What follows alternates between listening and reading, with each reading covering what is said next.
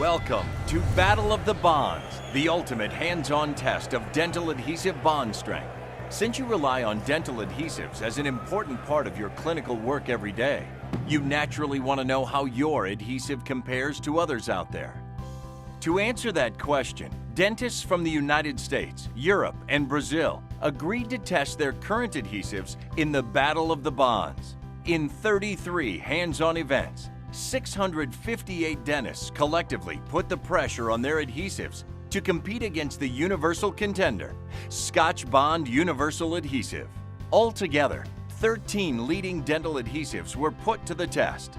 Get ready to see which of the top-rated contenders fell short, which ones went the distance, and which one was consistently at the top of the rankings.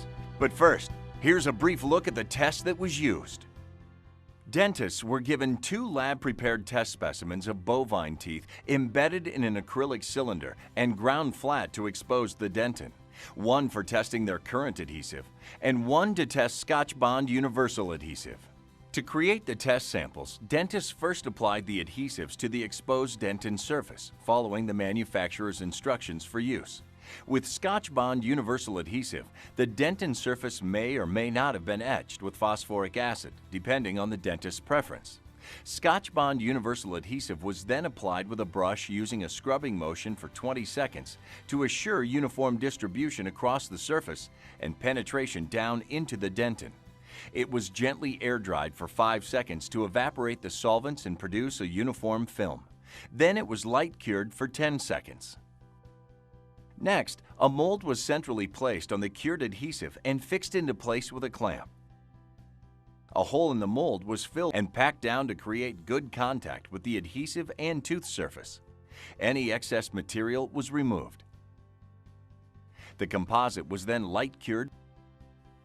When the clamp and the mold were removed, the dentist had a test sample, a cured composite cylinder that was bonded directly onto the surface of the dentin. Each sample was placed in a clamp and loaded into the portable shear bond strength testing unit. The wheel was slowly turned, bringing the shearing mechanism into contact with the composite. Once the Start Test button was pressed, the shearing force against the composite was gradually increased until the composite debonded. The force required to break or debond the samples was recorded in newtons on the electronic gauge. In this example, 83.7 Newton was the force needed to debond the composite using Scotchbond Universal Adhesive.